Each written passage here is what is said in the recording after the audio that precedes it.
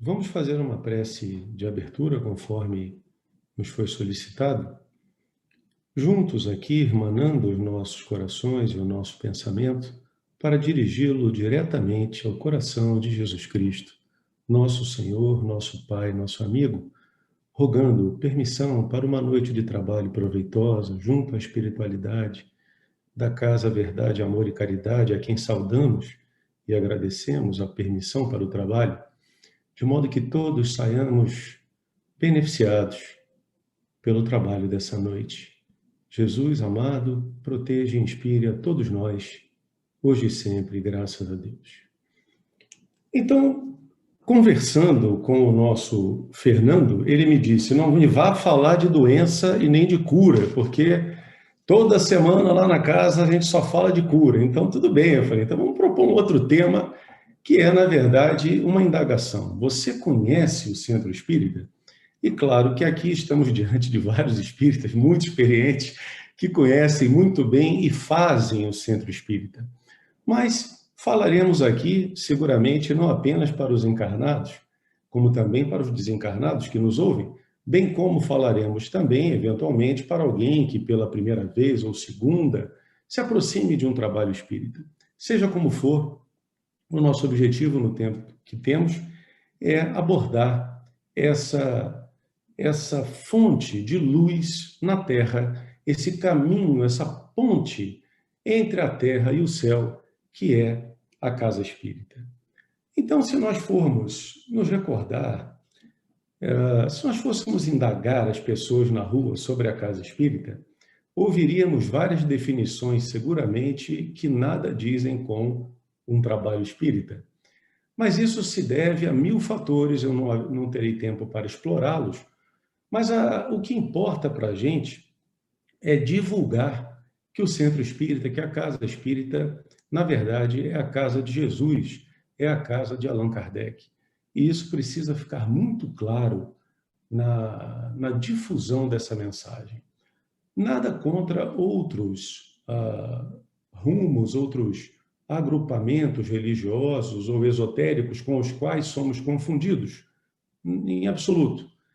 Mas, na verdade, para preservar o trabalho de Jesus, que é um trabalho singular, único na Terra, e, claro, o trabalho de Kardec, que não foi apenas aquele dos 14 anos da codificação, um trabalho de muitos séculos para que fosse possível chegar até o primeiro centro espírita, como falaremos aqui agora. Então, como surge essa ideia do centro espírita? As origens do centro espírita, gente, vão remontar a um passado muito distante. Eu poderia mesmo dizer que Moisés talvez tenha tido a inspiração de o primeiro centro espírita, sem que o soubesse naturalmente. Naquela ocasião, o livro de Números vai nos contar que o povo hebreu o povo de Israel se rebelou, porque, enfim, no meio daquela travessia terrível, eles estavam com fome e reclamaram bastante com Moisés, que quando eram cativos no Egito, comiam de tudo. E ali, mesmo livres, eles não estavam comendo nada que não fosse o maná, uma espécie de ervazinha comparável com o coentro, vamos dizer assim. Então deve dar fome, né? Cruzar o deserto e só comer coentro, ou o primo dele, realmente deve dar fome. E a turma com fome foi para cima do Moisés com muita aspereza, ao ponto de ele reclamar com o Senhor, né? Dizer, inclusive, que por que ele carregava aquele fardo, né? Tal qual uma babá levando crianças, se não foi ele quem concebeu aquele povo. Ele pergunta isso ao Senhor e diz, mata-me de uma vez, se é para eu aguentar isso aqui. Então o Senhor diz a ele, vá até lá, chame 70 anciães, e eu vou colocar o Espírito que está sobre você neles, e eles profetizarão. Os israelitas diziam profetizar para o que nós hoje dizemos estar mediunizado, dar ao intercâmbio, proceder ao intercâmbio mediúnico. Então, nessa mensagem, nós vemos nitidamente que foi a primeira vez que uma organização se fez numa tenda, de que nós temos relato, com 70 médiuns ao mesmo tempo, dando a mensagem para o povo, acalmando o povo, acolhendo o povo. Por isso, poderíamos pensar que pelo menos um primórdio de centro espírita teria sido esse. Mas vejam que, se nós pularmos ainda aí 1.300 anos, vamos chegar a Paulo de Tarso e vamos vê-lo falar com os coríntios, na sua primeira epístola, uma clareza daquelas que era típica de Paulo de Tarso, né? Ele vai dizer lá sobre os dons espirituais nessa carta. Na verdade, ele sabia que em Corinto os espíritos estavam se manifestando pelos profetas, como nós dizemos. Era a palavra usada também ainda ao tempo do Cristo. Mas nós poderíamos dizer, os espíritos se manifestavam em Corinto pelos médiuns de Corinto. Estaria corretíssimo, inclusive, sem nenhum problema. Repare o que diz Paulo, entre aspas. Quanto aos dons espirituais, irmãos, não quero que fiqueis na ignorância. Quanto aos dons espirituais, não quero que fiqueis na ignorância. Há diversidade de dons, mas o Espírito é o mesmo. A um é dada pelo Espírito uma palavra de sabedoria, a outro uma palavra de ciência, a outro a fé, a outro os dons da cura, a outro o poder de fazer milagres, a outro a profecia, a outro o discernimento dos espíritos, o falar em línguas estranhas e a outro o dom de as interpretar. Mas todas essas coisas as realiza o mesmo e único Espírito, que as distribui a cada um conforme quer. Como nós vemos aqui, indubitavelmente, Paulo de Tarso está explicando como deve funcionar uma casa espírita, como os coríntios deveriam se organizar para que o intercâmbio com os espíritos superiores pudesse chegar de um modo estável, seguro, para o avanço daquela comunidade naquela ocasião. E isso tudo nos faz, então, imaginar que é uma longa caminhada que a espiritualidade trilha, ou teve de trilhar, melhor dizendo, para que finalmente a primeira casa espírita mesmo, com o nome, com tudo direitinho, fosse registrada no seio da humanidade. E isso vai acontecer no dia 1º de abril. E não era mentira, gente, era 1858. Aliás, era a maior verdade da época, porque o Espiritismo, na verdade, se preocupa demais com essa questão de ser transparente, verdadeiro. E nessa busca por essa verdade, que não é uma verdade de ninguém individualmente, nem da Casa Espírita 1, nem do Médium 2, nem do Dirigente 3, é a verdade dos espíritos, a doutrina é dos espíritos, portanto, é com base na autoridade desses espíritos que nós temos a ínfima capacidade e condição de divulgar, difundir os ensinamentos deles. Não temos o direito de conspurcar o ensinamento dos espíritos superiores. Então, nos arvorando de criadores do espiritismo, como muitas vezes, em lamentáveis situações, presenciamos.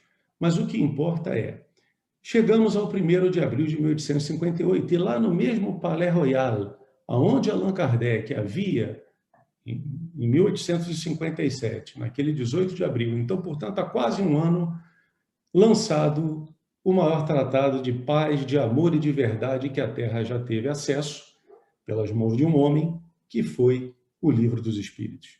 Então, naquele 1º de abril de 58, na Galeria Valois, não na Galeria d'Orléans, onde foi lançado o Livro dos Espíritos, mas ao lado, pertinho, foi ali que se estabeleceu o primeiro centro espírita do planeta. E lá, nessa primeira casa espírita, nós fomos buscar o artigo 1º do estatuto dessa casa. Vejam a atualidade. A sociedade espírita tem por fim o estudo de todos os fenômenos relativos às manifestações espíritas e sua aplicação às ciências morais, físicas, históricas e psicológicas.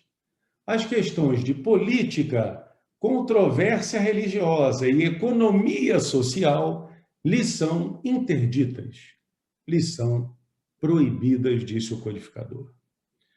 E nós vemos, quando vamos à casa espírita, palestrantes, instrutores dos cursos de espiritismo defendendo bandeiras políticas. Por que não vão fazer isso lá no partido ao qual eles se filiam. É uma grande gentileza que nos fazem. Deixe o espiritismo para o espírita, para o necessitado, e vá fazer política lá no lugar da política. Respeitamos todos, mas não vamos abrir ao espiritismo a essas condutas que, na verdade, nada tem a ver com a origem do centro espírita. Perceba o esforço dos espíritos ao longo de mais de 3.000 anos para que nós pudéssemos finalmente ter um rumo nos trabalhos entre a terra e o céu. Isso tudo visa a quê, em último grau? Visa nos fazer felizes, visa minorar as nossas dores, os nossos sofrimentos, os nossos próprios equívocos. De onde surge o tal de Covid-19? De onde surgiu a AIDS na década de 80? Surge do nada? De onde vem?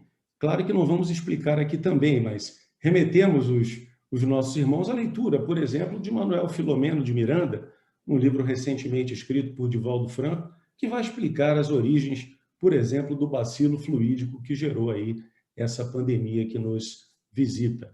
Então, nós vamos vendo que a origem do centro espírita é uma origem absolutamente coordenada por Jesus Cristo e sua equipe de espíritos de luz, né? Que chegou até Allan Kardec, conforme a codificação que muitos de vocês conhecem. Muito bem, mas a grande pergunta é, qual é a missão do centro espírita, né, gente? Nós poderíamos dizer que é a restauração do cristianismo verdadeiro na Terra. Nós poderíamos dizer que é o desenvolvimento moral da humanidade. Mas aqui temos um outro paradoxo, porque batem a porta do SEVAC, batem a porta da Casa da Prece, batem a porta das casas espíritas. Alguns estimam hoje que há 20 milhões de espíritas no Brasil. Alguns estimam. Então, assim, reconhecidos, né? Porque alguns incógnitos também frequentam as casas espíritas. Mas, enfim, independentemente do número, a questão é, o espiritismo cresce, né? Muita gente bate a porta do espiritismo. E para quê? Será que preocupados em restaurar a verdade do cristianismo? Será que preocupados em melhorar moralmente? A grande verdade é que não. Batem a porta, em sua grande maioria, porque sofrem. Sofrem perda de entes queridos, amados, sofrem com enfermidades, sofrem moléstias de todo tipo, financeiras, afetivas, enfim, físicas, psicológicas, etc.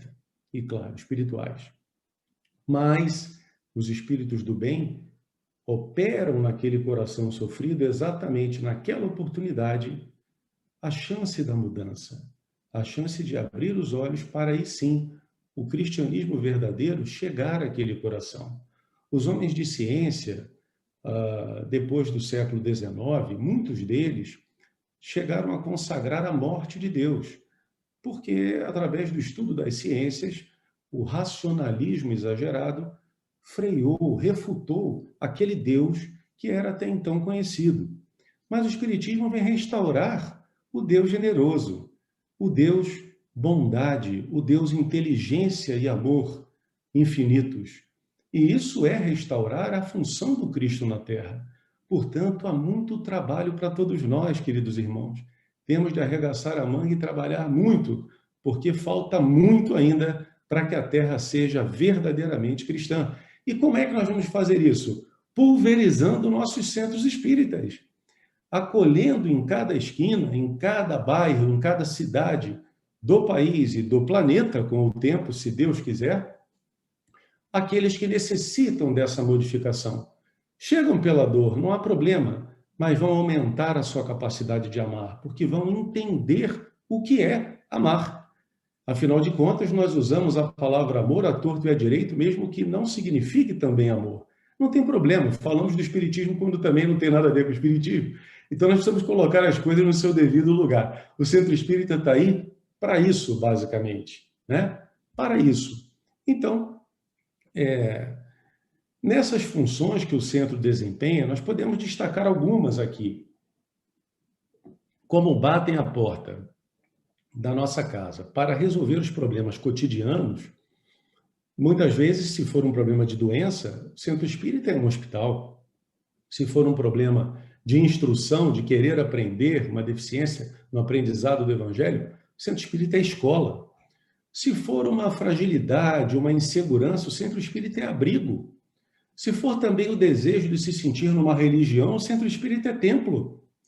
E especialmente para formar novos amigos sinceros para o bem, o centro espírita também pode ser muito bem um lar.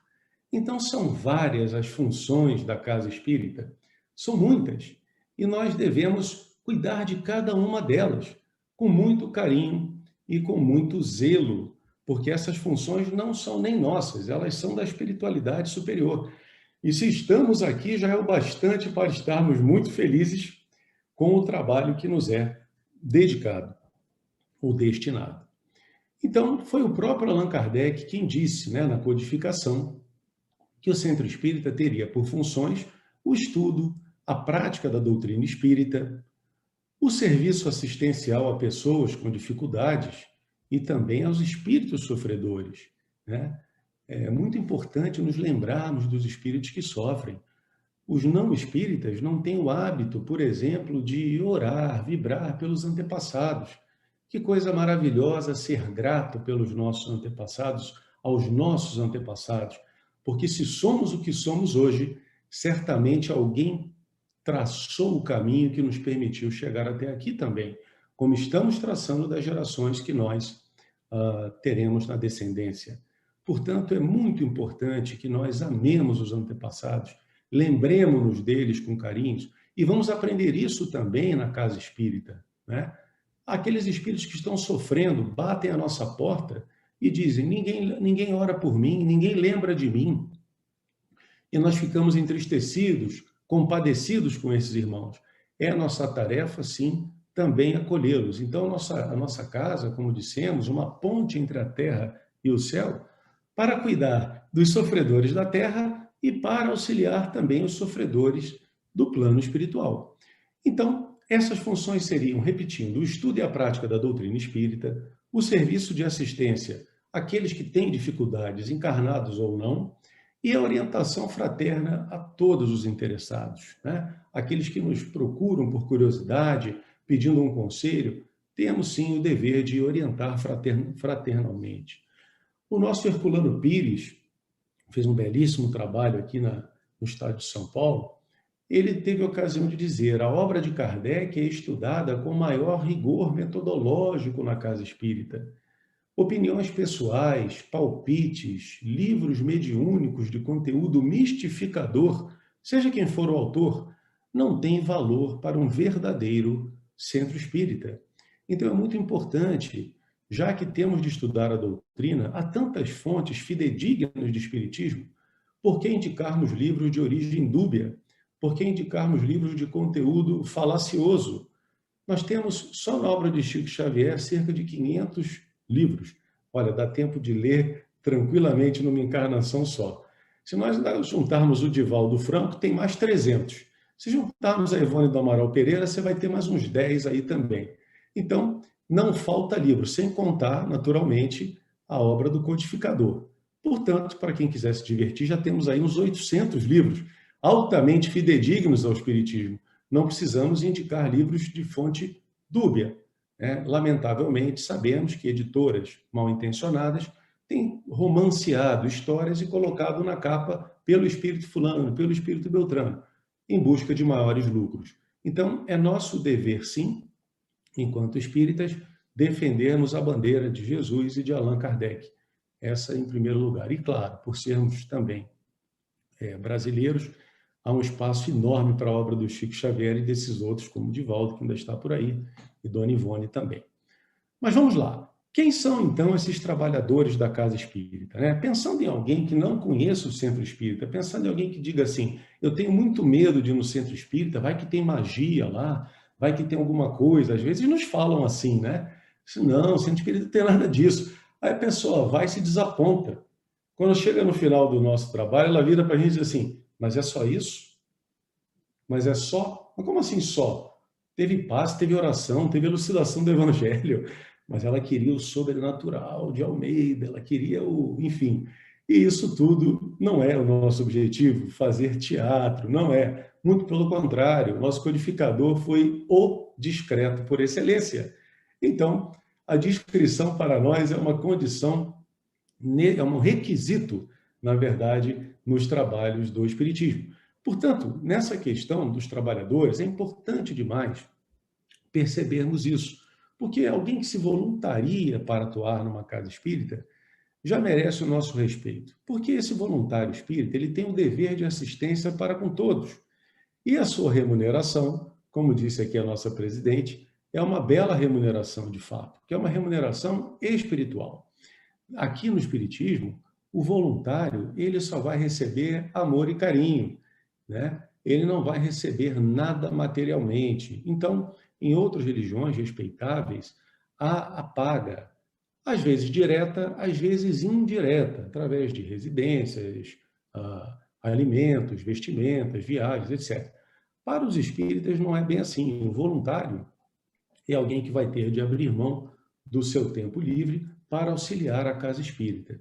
E isso é muito importante, não é um fato corriqueiro, não, porque eu não conheço uma outra instituição, se houver, por favor, até me ensinem, que realmente, assim, do ponto de vista religioso, tenha esse tipo de configuração nos seus quadros, né? Uma configuração de voluntários que sejam apenas voluntários, sem nenhum tipo de barganha, nenhum tipo de paga indireta, nenhum tipo de vantagem aqui no mundo físico, né? Eu realmente não conheço. E isso faz uma grande diferença, porque esse voluntário, ele vai se aperfeiçoando, e quanto mais se aperfeiçoa, maior o rebanho dele fica, porque a mensagem dele vai chegando a outras pessoas.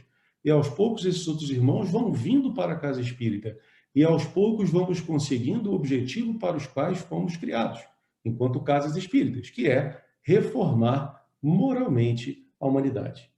Então vejam que é uma questão muito delicada. Por isso o Espiritismo tem muito cuidado em receber grandes veículos de comunicação, porque o risco é muito grande. Nós sabemos que muitos médiuns que já atingiram o ápice da fama, muitas vezes acabam caídos, porque é um perigo muito grande. O trabalho é perigoso sob esse aspecto.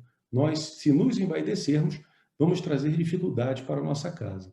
Então, os trabalhadores são voluntários, tá? A base da formação dessa equipe é justamente o dai de graça, o que de graça recebeste, está no Evangelho, porque são todos os nossos dons, não apenas os mediúnicos.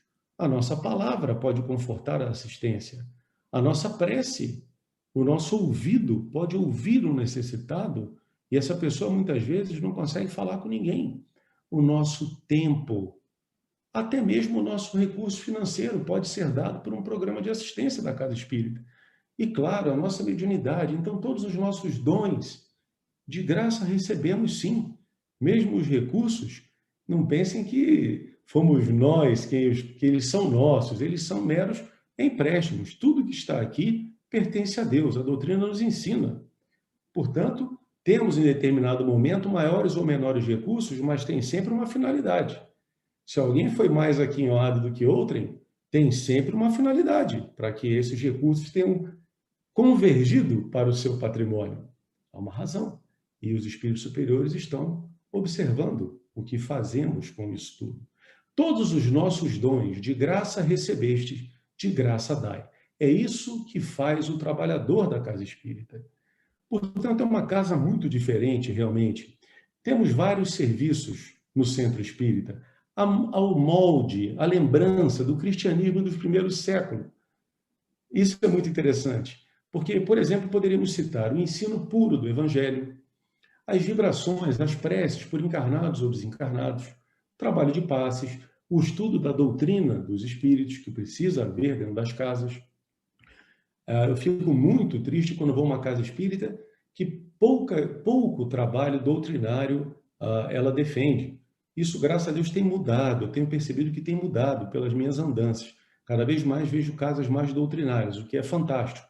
Precisamos, de fato, entender isso, né? Parar com aquela história de que eu sou espírita, mas Kardec é muito chato, como a gente ouve em alguns lugares. Como é que você pode ser espírita sem conhecer o Kardec? Então fica difícil, né? A pessoa não está falando coisa com coisa.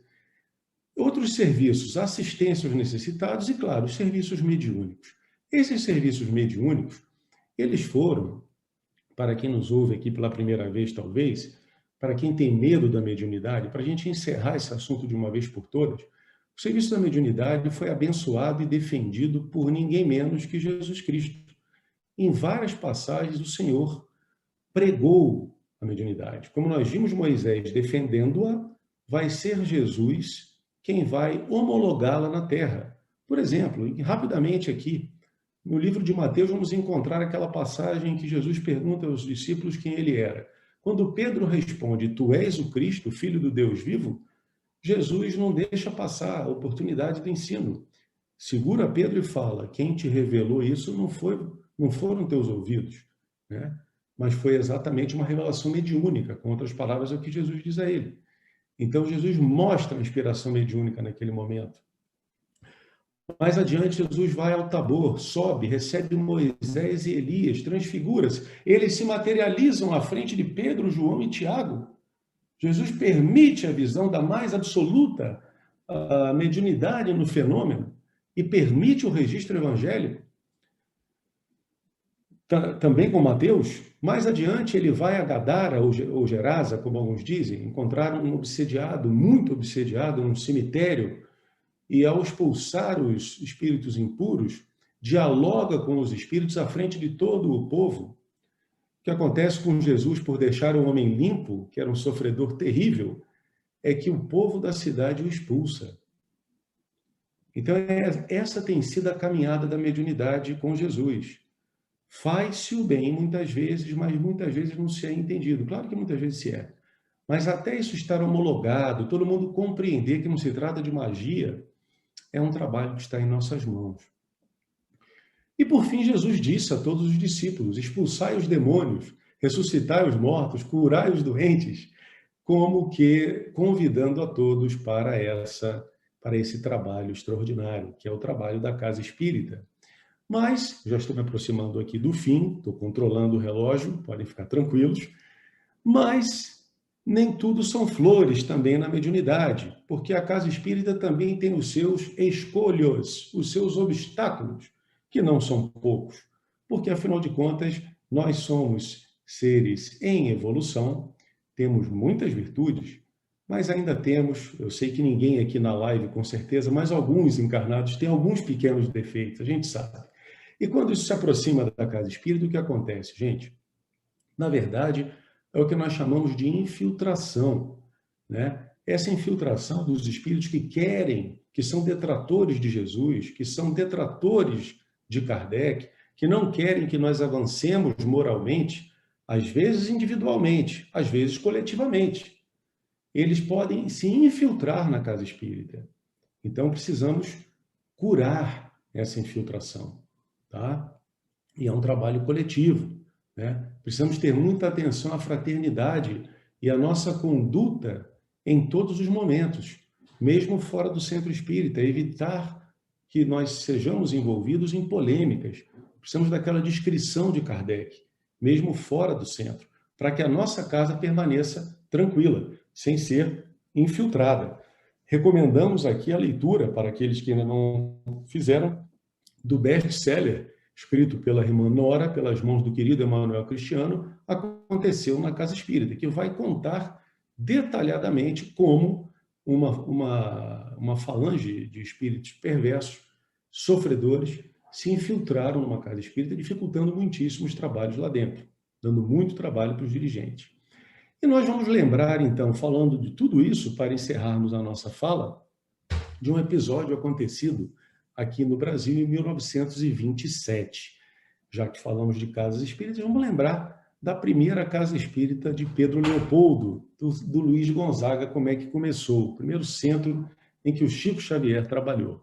Era uma noite de 1927, em que o Chico Xavier estava reunido com um grupo de amigos em frente à venda onde ele trabalhava, o senhor José Felizardo, mas ali só havia 2 espíritas, ele e mais um. Os outros amigos não eram espíritas. E estavam conversando de noite, tomando vinho, batendo papo. E aí eles diziam, não, precisamos fundar um centro espírita aqui na cidade, vai ser maravilhoso. Por que diziam isso? Porque na véspera, ou às vésperas dessa noite fatídica, a irmã do Chico, que sofria muito com uma obsessão, havia sido curada. num trabalho tipicamente espírita no lar do Chico. Então, eles estavam todos eufóricos com aquela situação e diziam: precisamos fazer um centro aqui, porque vamos curar muito mais pessoas. Até que um senhor tomou a palavra e disse: isso aí, eu serei o presidente. Sabe como são aquelas pessoas decididas, né? Elas sempre querem o cargo maior. Eu quero ser o presidente. Chama o Chico que ele vai ser o secretário. Pode lavrar a ata. E todo mundo assinou. O centro vai se chamar Luiz Gonzaga. Que maravilha. Todo mundo foi dormir. De manhã, 6h30 da manhã, o Chico chegava para trabalhar na sua vendinha lá. E logo depois chega o tal presidente do primeiro centro dizendo: Chico, pelo amor de Deus, desfaz a ata. Mas como assim? O senhor é o presidente? Não, eu não sou nada, eu estava sob o efeito do vinho. Sou de família católica, vai pegar muito mal aqui na cidade. Imagina, o que vão falar de mim? Pelo amor de Deus, me retira disso. Ele, o que eu faço? Eu estou sozinho. Ele, faz o que você quiser, mas não conte comigo. E o Chico ficou pensativo. E o resto nós sabemos como foi. Voluntário espírita, trabalhador espírita, nós precisamos contar com você na casa espírita. Muitos vêm à casa espírita para receber o que é maravilhoso, mas venham também para ofertar. Precisamos, e todos nós temos o que dar.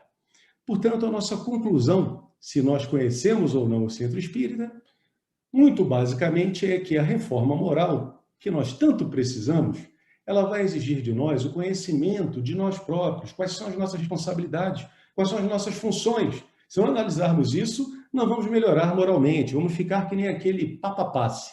Vamos ao centro toda semana tomar passe e continuamos fora do centro com a mesma conduta que não melhora moralmente. Não devemos ser papa-passe, devemos ser reformistas de nós próprios. E o centro espírita, ele alarga o nosso entendimento, a nossa fé, a nossa capacidade de fazer a caridade, nos dando a condição de praticar, de frequentar oficinas de trabalho em conjunto com outros irmãos. É nesse cadinho do céu na terra que nós podemos avançar firmes com Kardec e com Jesus em busca do que nós mais queremos, gente. Eu tenho certeza que todos vocês, como eu, que é a nossa própria felicidade. Jesus abençoe a todos. Obrigado pela atenção.